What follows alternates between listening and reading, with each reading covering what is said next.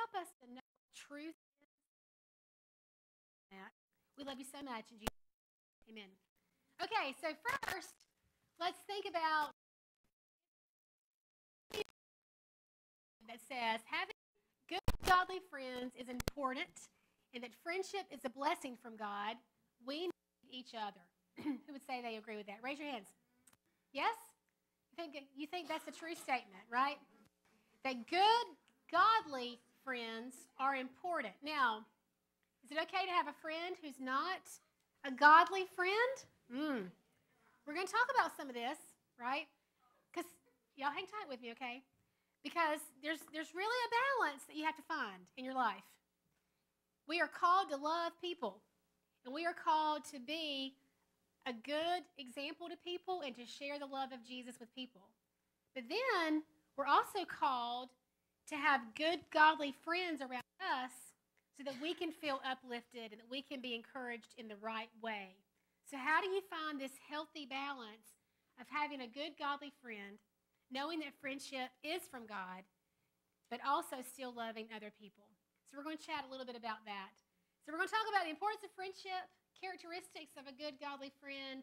What is a healthy friendship and what is an unhealthy friendship? Because not all friendships are healthy. We're going to talk about that today. And then what do you do when a friendship goes wrong? So junior or a senior in high school, okay? So let me ask you girls this. Are the friends that you hang with now the same friends that you hung with in 6th grade? Raise your hand if it's no. One. Okay? Okay, listen up. So my juniors and seniors, but in the 6th grade, the friends that you had then, did you think then that y'all were going to be friends forever? Yes, mostly yes, maybe a couple no's. Mostly yes. Okay, so one important thing to remember is that your friendships will change over time sometimes. Now there are people, I have friends in my life that I've had as a friend since the 6th grade. I mean, our relationship has certainly drifted over the years. It's not as strong now as it was, especially when we were in high school, but we're still friends. But friendships are not always constant. Sometimes they are, but not always. Bless you. So we're going to talk about what happens when a friendship goes wrong. How many have ever had an argument with a friend or a disagreement of some sort? How many of you have ever had a friend that hurt your feelings? A friend that did something, said something, and you had a hard time getting over it? Anybody have a hard time? How many of you have had a friendship end very abruptly? Like something bad happened and that friendship was over. Yeah. So how do you handle that when you're supposed to be someone who loves the Lord and you consider yourself a godly person? What do you do when a friendship goes wrong? So we're going to talk about those things this afternoon. So what is a friend? How would you define friend? Shout it out. Someone you care about? Someone who's always there? Someone you can count on? Someone you can trust? Someone who can lead you in the right direction? Anything else? Someone who influences you. Someone who lets you cry on their shoulder. Good. Anything else about a friend? Someone who's always there for you. One thing you're not saying yet that I'm surprised about. A friend. What about having fun with somebody? Yeah? I mean, don't you usually have fun with your friends? Have you ever had somebody in your life that just got on your nerves? And maybe you weren't really a friend with them because you didn't enjoy your time with them. So that's one thing about a friendship. So here's what I want you to do. For some reason, our screen's not totally showing up, but that's okay. It's a person who you know, you like, and you trust. So I want you to think about what are some qualities and characteristics of a good friend. What types of characteristics and qualities? So here's your assignment. Talk to your neighbor and come up with 5 qualities you value in a friend. Talk to your neighbor. Come up with 5 qualities that you value in a friend.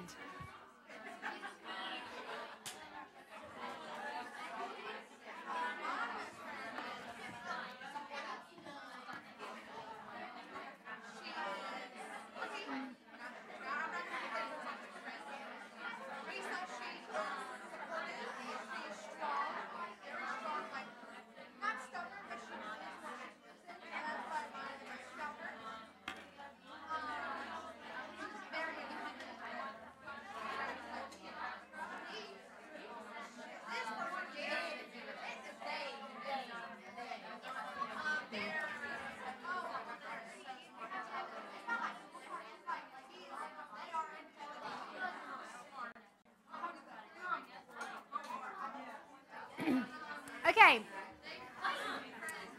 I'm not sure why our screen's not perfect, but it's okay. Let's name 5. Oh, you need another minute? Okay. I want to shout out some qualities or characteristics that you value in your friendships. Name some. Trustworthy. Energetic. Ooh, somebody who has a lot of energy. Okay, that's good. Back here. Laughter. Someone you can laugh with. Okay. Back here. Someone who's nice. Okay. Being honest and true. How about over here? That was yours? Okay. Another one? Ooh, that's really good. Listen up. So being able to be yourself. So them loving who you are, not who you try to be or who you want to be. Yeah, that's a good one. Over here? I think like being able to be vulnerable. Yeah, being able to open up. Yes, that's a good one. You have one, too? Ooh, kind of being equal. Feeling like you're on the same playing field. Okay. Something else? Not a yes man. What's that? Dependability. You can count on them. Yep. Something else? Someone who loves God. Someone you can trust with secrets. That's good. And back here? Oh, they look past your faults, which is really important. Well, let me spend a little bit of time. Y'all focus in, okay? Shh. Focus in. Listen up. One thing I want you to understand about friendship is not all friendships are healthy. And I want us to spend a little bit of time talking about some dangerous flags that you can look for in friends that are not healthy. Because I had a friend when I was in high school who, she was really popular and she was very mature for her age. And her parents really didn't have a good handle on where she would go and all the boys that she dated. So she and I were cheerleaders together, and we were both in the same chemistry classes. We just kind of found ourselves in the same circle. But she was this type of friend that made me always feel like it was my job to serve her, to do whatever she wanted to do. That really, I didn't even have a say-so many times. And what I didn't see at the time was that she was really using me a lot. She only would call me when she felt like it. God bless you. She wanted me to lie for her from time to time. Not that I did, but she wanted me to. You know, she'd want to sneak out at night if we were spending the night together. She got into a lot of trouble with things, and it was just not a healthy friendship. But the thing about it was, both my mom and my dad tried to tell me that she was not a healthy friend for me to have. But I wouldn't listen because I wanted to kind of be in her circle. You know what I'm saying? Like it felt good to kind of be in her circle at school, even though I knew deep down that she really wasn't a true friend. So I want you to be focused in as we talk about friendships that aren't healthy and what do you do? And is it okay with God? How do you handle that? Because I think we've received a message from just growing up, maybe being in church, that may not necessarily be true. That we have to be careful with who we have in our inner circle and who's our closest of friends. God calls us to love everybody and to be kind to everybody. But it doesn't necessarily mean that we have to be close friends with everybody. Does that make sense? So I want to share with you a few things that I think are unhealthy. So the first one, have you ever heard this word? Enmeshment. Look at your neighbor and say, enmeshment. You ever heard that word? So it's like an engulfing relationship. What do I mean when I say codependent? What does that mean? Codependent. Dependent on one another, but not just I can depend on you, but I am codependent with you, which means there are no boundaries. And I have to be where you are, and you have to be where I am. So I've just got this new title called Friendmeshment. Look at your neighbor and say, Friendmeshment. There are some friendships who are kind of like this ball of cords. You see how they're all entangled together? And you can't find out where one stops and one starts, and they're all wadded up in one big package. So I said to you, okay, I want you to go get the yellow cord. Would you be able to pull out the yellow cord by itself from this bundle? Probably not. They're all tangled up. What would you have to do? You have to pick it all up and carry it all, or you'd have to cut it.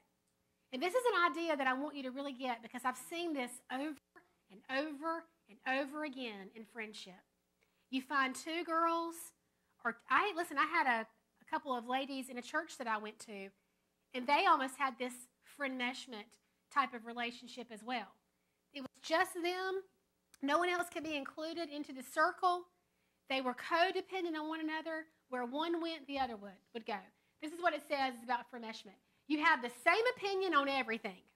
So if you ever have a friend who won't allow you to speak your mind and to give your opinion without chastising you, that's a red flag.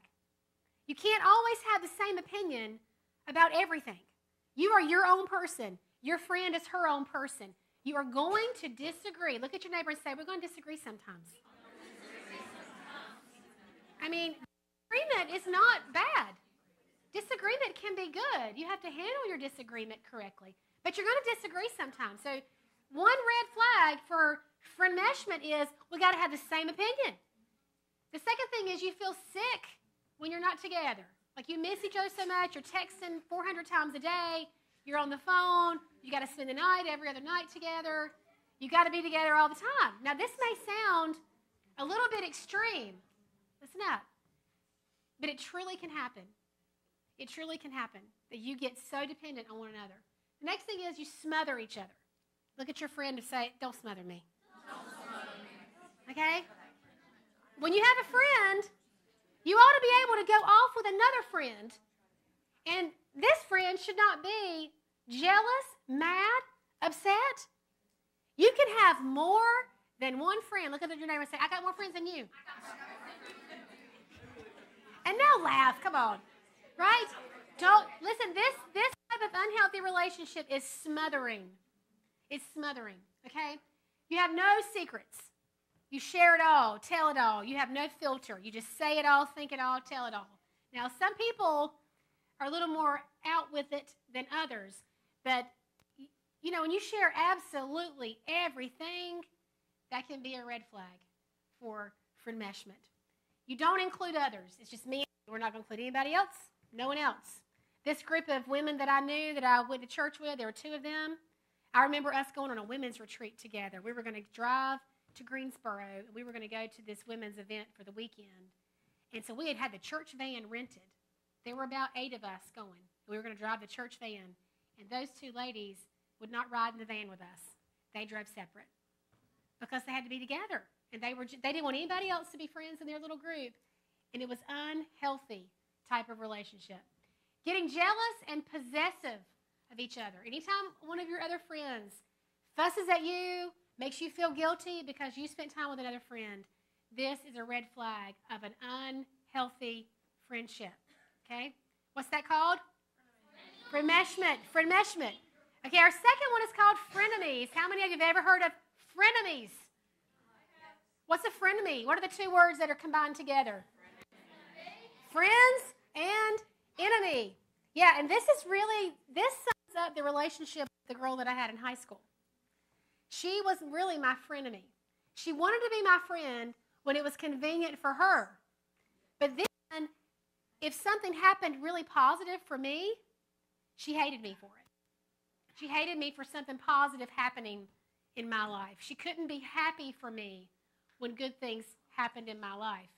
But yet, when she needed me and I was useful to her, all of a sudden I was her BFF. Okay? Here's some things to look at with a frenemy. They boost their own ego. What does that mean? What's your ego? What's your ego? Your ego is how great you feel about yourself, how you feel about yourself, and what others think about you. It's kind of like your level of importance and popularity and self-worth, my ego. So if you win an award, your ego could be high. But if you get dumped by your boyfriend or if you get cut from the volleyball team, then your ego would be low. So a frenemy will boost their own ego by doing what? What does the bullet say? By putting you down. By putting you down. Or by giving you backhanded compliments. Things like, yeah, you just think you're so smart, don't you? You know, you're just so smart. Yeah, you know, you're just so perfect. Joy, you're just so perfect. Or Sarah, you're just whatever. You know what I'm saying? Your relationship with your boyfriend is just so perfect. You're just so perfect. You know, kind of a sarcastic compliment that's really intended to make you feel bad about yourself in an effort for that person to feel better about herself. Now, understand, none of us are perfect, okay? None of us are the perfect friend. I'm not saying to you that every time someone hurts your feelings or doesn't treat you the right way, that you should get rid of that friendship. We've all got to forgive, and we've got to be people of grace. But habits in friendship turn into unhealthy friendships. And these are just some red flags for you. Also, gossiping. Raise your hand if you've ever talked bad about one of your friends. Come on. You've said something bad about a friend. I think most of us have. You know why? Because we're human, right? That is not an excuse for bad behavior. But when you are with a friend who mostly gossips about other people, let me tell you something. You can be sure that when you're not around, who do you think she's gossiping about? You. It's true. And I think the mamas in the group would probably agree with this too. Even like in a work situation. Like even when I worked as a pharmacist before I went to go to teach at a university, the technicians that wouldn't be at work that day, the other technician would talk bad about that technician because they're not around. Someone that you have in your life that does a lot of gossiping, you're in a danger zone for having a frenemy.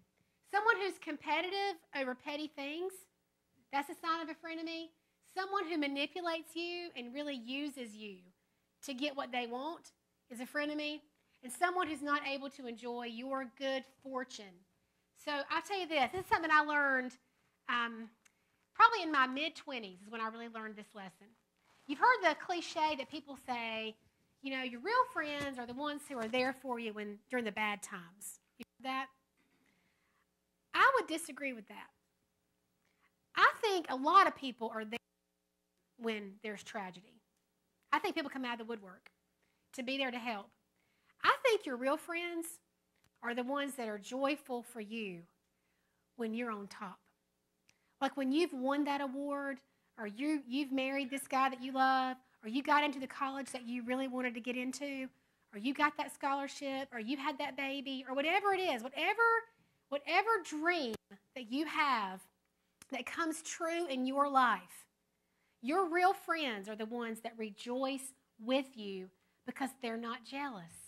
They're happy for you because they love you and they're proud of you and they want you to be the best that you can be and they want you to have your dreams, even if it means they don't have their dream. You follow what I'm saying? Those are good friends, the ones that really rejoice with you when things go well for you. So let's look at this verse, Proverbs 16:28. Can y'all read that from where you're sitting? Let's read it together. A troublemaker plants seeds of strife. Gossip separates the best of friends. One thing to understand about being a friend is you and I need to close our mouth. Just because you think it doesn't mean you should say it. Look at your neighbor and say that. Just because you think it doesn't mean you should say it. Right? And you and I, as we're looking at this message on friendship, here's what I want you to be thinking about. I don't want you so focused on how do my friends treat me. I want you to be focused on how do I treat my friends. What do I see up here that could be me? How might I be at risk of being a frenemy or having frenemeshment or having gossip? Am I being a good friend? That's number one thing I want you to think about. And then after that, I want you to explore and think about who's in your life now and what relationships are healthy and what relationships are not healthy.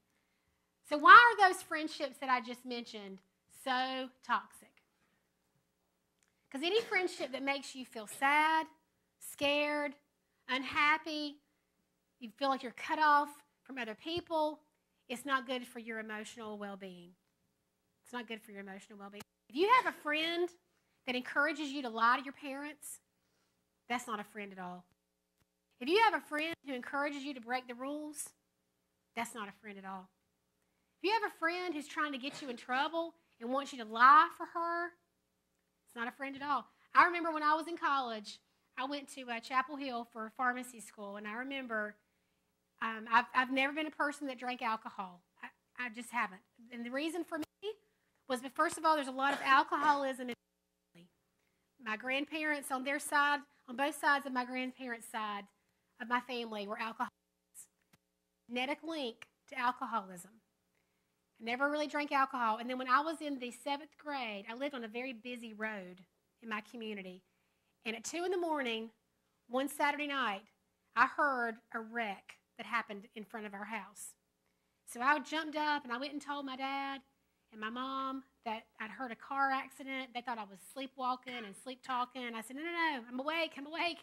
I heard it. And so my dad was a first responder, and he went outside and called. You know, back then there really wasn't couldn't just like social media stuff. I mean, it was a little bit different time. You had to, on the CB radio and stuff, he called some people and made a phone call, and out come the police and the first responders. And what happened was, it was a family of 4, and they were in their minivan, and they were driving home from Disney World. And they were driving home at night because the kids would sleep. When you have young kids, sometimes you don't choose to drive at night. And a drunk driver, who was way drunk, hit them head on around the curve at our house. And I want you to know that the mama died and one of the kids died that night. But the drunk driver lived. And I'll never forget, he had been thrown out of his car, and he was laying in the middle of the road, and blood was coming out of his ear. But he lived. The drunk driver did. And for me, as a 12, 13-year-old girl, that made such an impression on me about drinking, okay? So I don't think it's wrong to have a glass of wine when you're an adult and you are of drinking age. I don't look down on people who choose to have some wine. Jesus drank wine. I mean, that's not my point. My point is, for me, it was a dangerous thing. I knew that I had a high tendency to become an alcoholic because of family issues, and I had only seen negative things from drinking, okay? But when I was in college, some of my girlfriends drink. And one night, they said to me, Joy, we're going to go over to NC State, which is in Raleigh, which is about 30 minutes from Chapel Hill, and we're going to go to this bar. And we want to we're going to drink, and we need somebody to drive us. And so we want you to go and drive us. Now, I'm only 19 years old, okay? It's not like I'm 38 and I've had all this life experience. I mean, I'm still figuring things out. And I remember wrestling with that, thinking, well, I don't really want to drive to Raleigh. I don't want to pay for the gas to go over to Raleigh, and I don't really want to go to a bar because I don't enjoy that kind of stuff anyway. And I really don't want to just sit out and have to wait on y'all to go in there and drink and party or whatever. But at the same time, they started putting this guilt trip on me that if I didn't go, they'd be forced to drive themselves home, and they might get in a wreck, and they really needed me to go. So I went. I went. And I ended up going into the bar with them. It was the most miserable night that I could have ever imagined. It was horrible.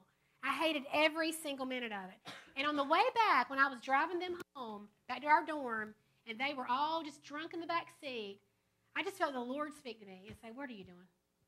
Like, what is this? This is not who you are. Don't let people bully you into doing something that you know is wrong. Even though I wasn't participating, I was still there, right? And the point is, it was more of a guilt trip they gave to me to twist it around so it's like, oh, well, the right thing to do is for me to drive them because they want to go party. It's not my problem they want to go party. Because they want to go party doesn't mean that I have to go and participate because it's kind of twisted. The truth is kind of being twisted on what my responsibilities are as a friend. You see what I'm saying? You're going to find yourself in situations like that, and you're going to have to stand your ground. And you're going to figure out who are your real friends and who are not your real friends. And I love this picture because this is just a fungal vine that is sucking the life out of this tree branch. And sometimes friends that we can think are friends in life, they really suck out the emotional energy in us. They suck out the joy in our lives. They create in us a sense of not having well-being. And that's part of being a frenemy. And I want you to be cautious of that. So what do you do when a friendship goes wrong? Anybody have a story about a friendship that you could share quickly where you kind of had to let go of a friendship? You had to kind of get rid of a friendship? Anybody? Somebody who hasn't really said much today? Anybody want to share anything? No? Do you want to share something?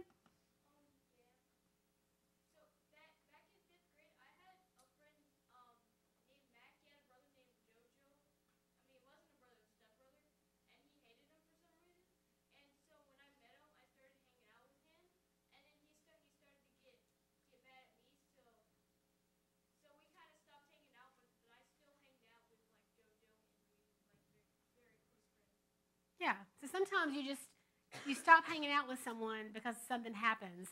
Well, I want to ask you these questions. What do you do when your friends talk bad about you?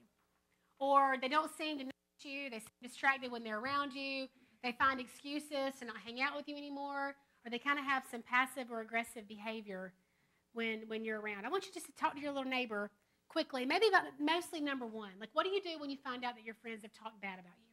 How do you handle it?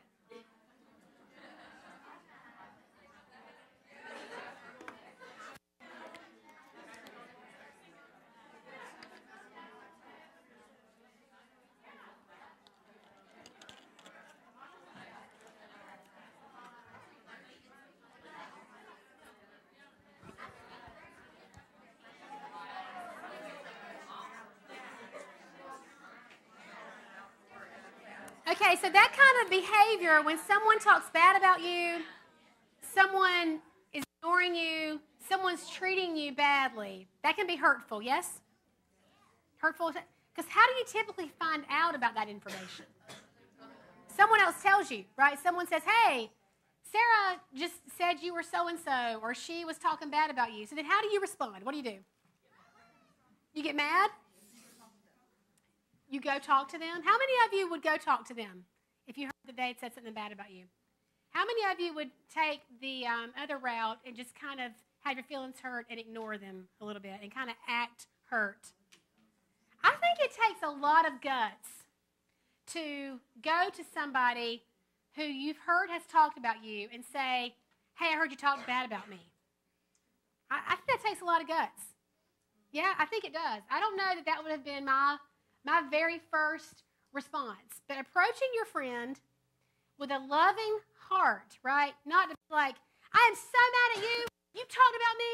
I can't stand you. We're no longer friends. That's not really the way to do it, is it? No. But to use a Christ-centered love to talk to someone, why do you think it's so hard?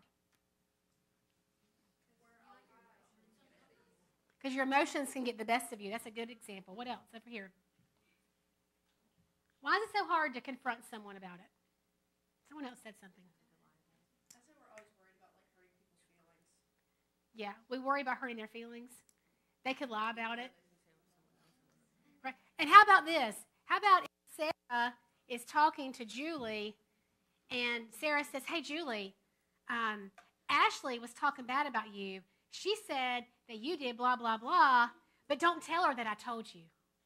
Right? Don't tell her that I told you. So then, can you really go to Ashley and say, hey, I heard you were talking bad about me, but I can't tell you how I know it. You see what I'm saying? You get in this triangle. I mean, surely I'm not alone in this. Raise your hand if this has ever happened with you. Yeah. You get in this triangle. Don't tell her that I told you, okay? Promise? Promise you won't tell. So then it makes it harder to confront the person because now if you go and tell the person, now you've broken your trust with Julie. Because Julie told you what Ashley said, but Julie said, don't tell her that I said it, or I'll never be friends with you again, right? And you find yourself in this crazy triangle of friendship where it's hard to know what to do. Let's read this verse together. Part of it is cut off from the screen. The word on the right is wounds. Let's read it together. An open rebuke is better than hidden love. Wounds from a sincere friend are better than many kisses from an enemy. I've just learned in friendship, listen, if you have a real friend, a friend that you want to keep, and a friend that you know is a good friend, when you have trouble, you need to go talk about it. You don't need to hide. You don't need to whisper. You don't need to cut each other off.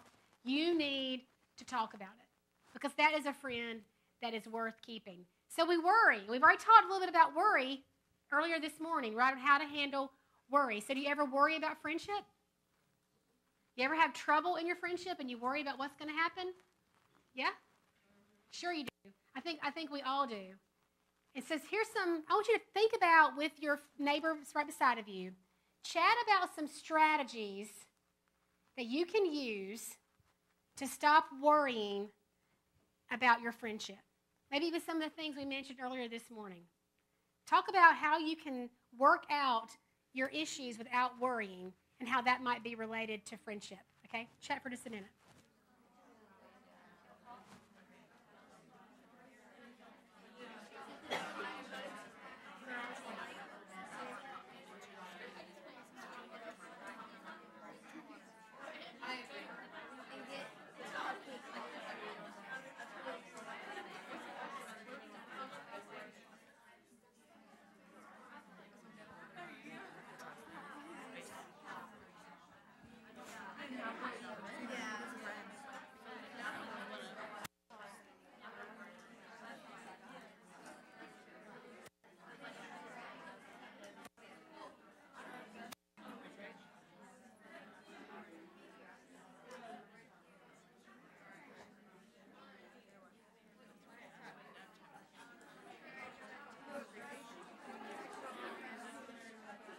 Okay, so what are some things you can do when it comes to worrying about friendships?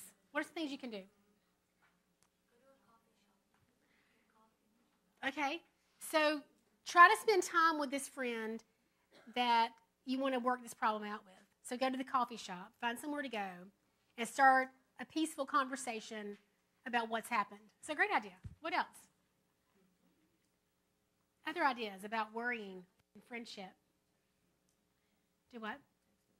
You might can text another friend for help, yeah, or ask someone like maybe one of your parents or someone that has a little bit more experience. You can do. What else? Oh yeah, that's a good one. Don't act in an impulsive way, but kind of settle down or sizzle down, as Kelsey said, and chill out and relax and take a minute to breathe. Right? Should you jump right to your social media account and start posting about friends? No. No. Absolutely not. Absolutely not. Sometimes when a friend has hurt your feelings, listen up. Sometimes when a friend has hurt your feelings, there's a good reason for it. Okay, so like for me, let's go back to my example where I came home from school and my mom had moved out. Okay. So do you think that the next day when I went to school that I was in the right frame of mind to go back to school? Do you think that rocked my world when I came home and half the furniture's gone? Right? Do you think when I went to school the next day that I seemed a little distant or sad or withdrawn? Yes. And I had friends that thought I was mad at them. They thought that I was mad at them because I wasn't my normal high energy self. I wasn't laughing. I wasn't being super friendly about things because my world had just been rocked, right? So sometimes your friends act in a way that concerns you or can even hurt your feelings, and there's really a good reason for it. Something's going on that you don't know about. Something really bad can be going on. I can't tell you how many I've spoken to in the last many years who talk about the abuse that they would have at home, things that happened with family members that were just horrible, horrible things in their lives. And they try to go to school, and they try to put on a good face, and they try to just be like a normal kid, right? So sometimes there is a good reason, but then sometimes there's not. Sometimes you learn about another person that you really can't trust that person. And one thing that's important with friendship is I've always been the kind of person that I'm just too quick to give my heart away. You know, we talked earlier about vulnerability with a friend and sharing things with them. You need to let someone earn your trust before you start sharing the deepest parts of your heart with them. Because some people really aren't trustworthy, and it's important for you to really understand that. If it feels like your friends are actually trying to exclude you or they don't want you to be around anymore, you could have a toxic friendship. I just want you to hear me on that. You can find yourself like I did, and you can be in a toxic friendship that you may need to not be in anymore. You can also find yourself with some friends that make you feel really bad about yourself and say hurtful things, and you may even feel like they are bullying you. And you've got to be aware of that. This could also mean that they're not actually your friend at all, right? It could just be an enemy in disguise. And just like we've read a little bit of scripture already about it, but when you think about how people are treating you, you need to love them, but you may need to not have them in your close inner circle because it's not going to be a good friendship for you. It's going to be more of a detrimental friendship. So if you think about your friends who maybe are bullying you a little bit and making you feel like you're in this toxic friendship, maybe you need to let go of that friendship. Do you think that's an easy thing to do or a hard thing to do? Yeah. It can be really hard to get rid of a friendship that you know that you need to get rid of. So what do you think you should do about that? How do you do that? How should I have let go of that friendship I had in high school that was so unhealthy? What do you suggest? Any ideas? Try not to be around them as much. Right? And still be nice to them, like say hello, but don't like hang around and go deep into conversation all the time. Right? Still be nice, still be kind, but distance yourself some from that friend because relationships can turn out to be pretty bad. I want to move on a little bit because of our time. I want to get to this slide because I want us to hear what God's Word tells us, what we should do. Don't ever underestimate the power of prayer. Look at your neighbor and say, girl, you've got to pray. You've got to pray. Because the Bible tells us that we're supposed to love our enemies. We're supposed to pray for those people who are mean to us. So you need to pray about your friendship. Ask God to help you. And then trust Him to help you. You need to be kind to people. You need to love them. But sometimes friendships run their course. You know, I asked you earlier about the friends you were friends with when you were in middle school, 6th grade, for those of you who are now in 11th and 12th grade. And many of you said, we're not friends with those people anymore because you drift apart. You have new activities that you're a part of. I mean, sometimes, just like we talked about earlier, you have to just kind of let it go. Remember Elsa singing? We have to just let it go. Yeah? We have to let it go. When you find yourself in a bad friendship, I want you to know some things not to do. Never bash them. Never get on social media and say bad things. Don't manipulate by lying to make them look worse. Have you ever been caught in this temptation where maybe someone said to you that they couldn't go somewhere with you and they stood you up for a friendship date, and then when you went to tell somebody else what happened, you made the story bigger than it was, and then she said to me, I don't even like you, and I don't even want to ever hang out with you again. We make our story bigger because we want to make someone else look badder. You know what I mean? Be careful that you don't try to make someone else look bad because they've hurt you. But do you see the side here in this kind of teal green color? What does that read? What does that say? Say it again. Look at your neighbor and say, honey, not everybody's going to like you. Not everybody's going to like you. Not everybody's going to like you at all. Friendship was kind of hard for me because I wanted everybody to like me. How many of you would like for everybody to like you? How many of you don't want anybody to like you? Come on. I think it's natural, right? You want people to like you. I want people to like me. But the fact is, not everybody's going to like you. So I just want to show you a few scriptures about friendship as I get ready to close up because I know y'all are probably getting a little tired. It says, a man of many may come to ruin, but there is a friend who sticks closer than a brother. The goal in life with friendship is not to see how many friends I can have, that I need to have 1,400 friends. The goal in life is to find a few close friends when it comes to friendship. You need a friend that will stick closer to you than a sister. You need a real friend. So don't confuse friendship with numbers of quantity. But friendship is quality. I'm going to tell you what, if you have one or two true friends, you can count yourself blessed. It's not about being popular. It's not about being the most likable person at your school. Friendship is about finding a person that you connect with, that you can share with, who truly is a real friend, not wrapped up in friendmeshment, not a frenemy, but like the Bible says, there's a friend who sticks closer than a brother. He who walks with the wise grows what? Wise. But he who has a companion of fools suffers harm. Look for good, godly friends. And then last, just know that greater love has no one than this, that he lay his life down for his friends. So I know y'all are getting tired. I can see it in your eyes. So I'm going to end a little early. But just some takeaway points for you to know about friends. If you want to have a friend, you've got to be a friend.